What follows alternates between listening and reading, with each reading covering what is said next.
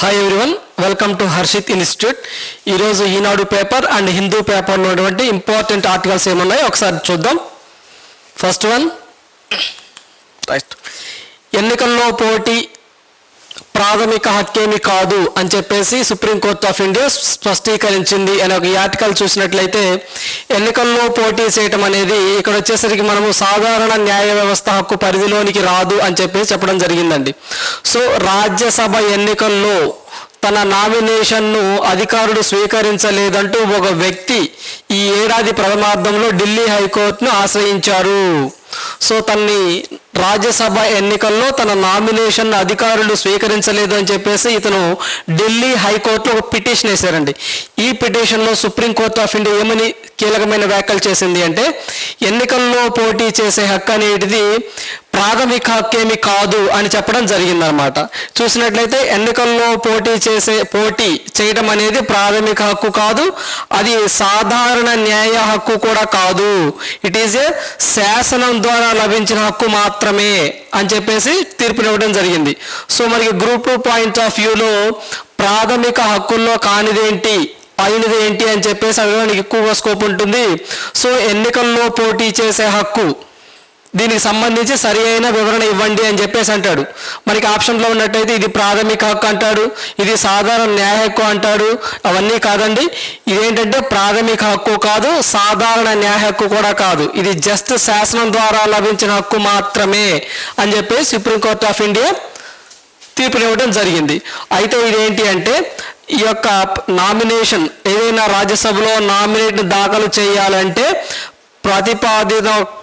ప్రతిపాదికులు ఉండాలని చెప్పేసి ప్రజా ప్రాతినిధ్య చట్టం 1950 తెలుపుతుంది. అట్ ద సేమ్ టైం ఎన్నికల నిబంధనావళి 1961లో కూడా ఉంది అని చెప్పేసి సుప్రీంకోర్టు ఆఫ్ ఇండియా తీర్పు ఇచ్చిందనమాట.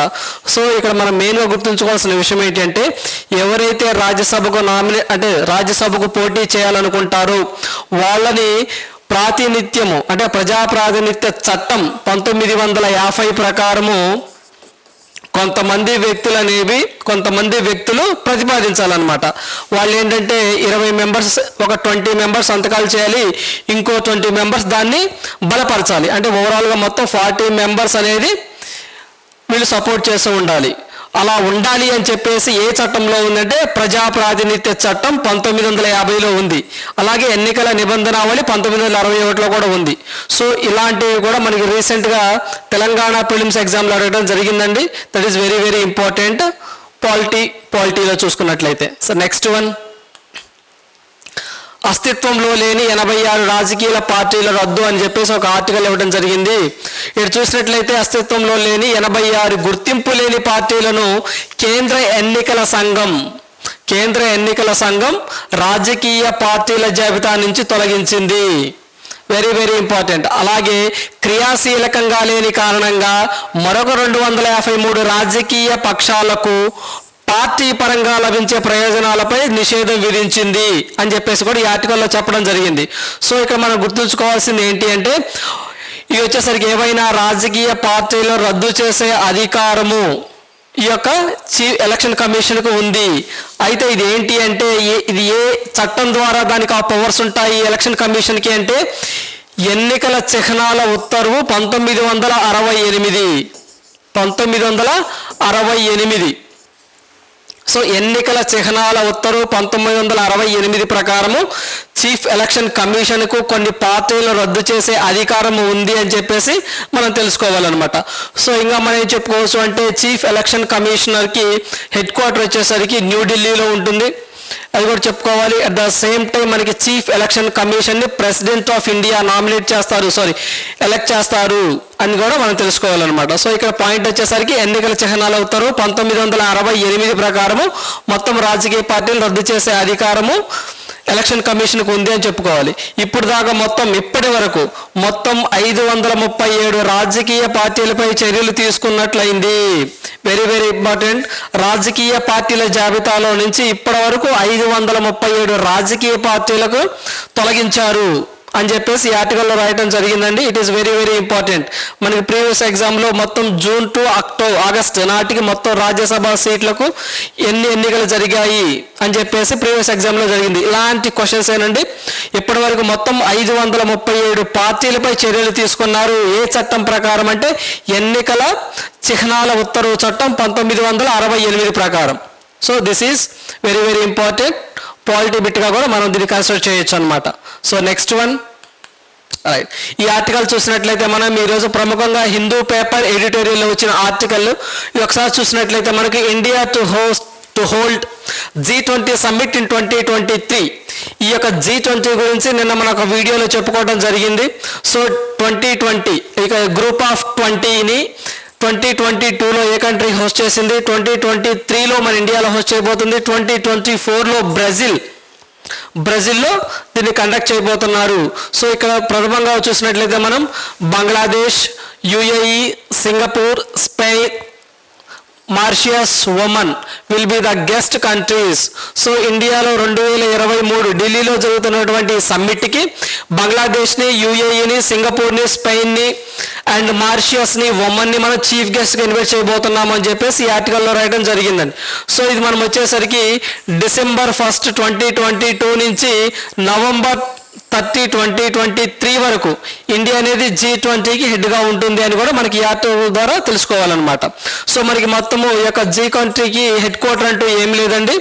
దీనికి పర్టికులర్గా ఒక హెడ్ క్వార్టర్ అంటూ ఏముండదు. సో ఏ కంట్రీలో హోస్ట్ చేస్తే ఆ కంట్రీ దీనికి ప్రాతినిధ్యం వహిస్తూ ఉంటుంది. సో ఇక్కడ మనం చూసుకున్నట్లయితే G20లో మనం చెప్పినట్టు లాస్ట్ టైం క్వాడ్ కానివ్వండి, quad plus, bricks plus, G7 plus 6 countries ఇవి కోడ్ అని చెప్పేసి లాస్ట్ ప్రీవియస్ ఎగ్జామ్లో మనం డిస్కస్ చేసుకోవడం జరిగింది. ఎవరైనా వీడియో చూడడం వల్ల ఒకసారి ఉంటే ఈ యొక్క క్వాడ్లో ఏం కంట్రీస్ ఉంటాయి, బ్రిక్స్లో ఏం కంట్రీస్ ఉంటాయి, G7లో ఏం కంట్రీస్ ఉంటాయి అనేది ఒకసారి తెలుసుకోండి. ఎగ్జామ్ పాయింట్ ఆఫ్ వ్యూలో మనకి very very important. So next ఇది చూసినట్లయితే మనకి విలియం రూట్, కెన్యాస్ ప్రెసిడెంట్. అంటే కెన్యాకి కొత్తగా ఒక ప్రెసిడెంట్ వచ్చారండి. ఆయన వచ్చేసరికి విలియం రూట్ అని చెప్పేసి కూడా మనం ఈరోజు హిందూ పేపర్ ఆర్టికల్లో ఒకసారి చూడొచ్చు. సో మనకి కెన్యా వచ్చేసరికి కెన్యా క్యాపిటల్ వచ్చేసరికి నైరోబీ క్యాపిటల్గా ఉంది. కెన్యా క్యాపిటల్ వచ్చేసరికి నైరోబీ క్యాపిటల్. కరెన్సీ వచ్చేసరికి మనకి షిల్లింగ్గా ఉంది. మనకి ఈ యొక్క కెన్యాలోని నైరోబీలోని ఇంపార్టెంట్ ఒక ఇంటర్నేషనల్ ఆర్గనైజేషన్ ఉంది. అదేంటంటే UNEP, యునైటెడ్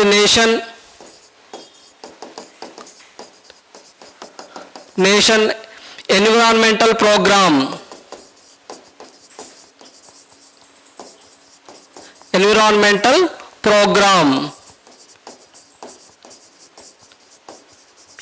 ఈ యొక్క ఆర్గనైజేషన్ కూడా మనకి కెన్యాలోనే ఉందండి. ఇది వచ్చేసరికి UNEP ఎస్టాబ్లిష్డ్, ఫామ్ చేసింది మాత్రం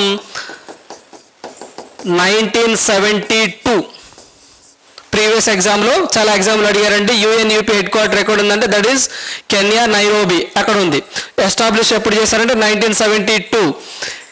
కెన్యా యొక్క క్యాపిటల్ వచ్చేసరికి మనకి నైరోబీ, కెన్యా కరెన్సీ వచ్చేసరికి షిల్లింగ్. ఇవి బాగా గుర్తుంచుకోవాలి. రీసెంట్గా కెన్యాకి ప్రెసిడెంట్ వచ్చిన వ్యక్తి విలియం రూట్ అని చెప్పేసి కూడా మనం గుర్తుంచుకోవాలి.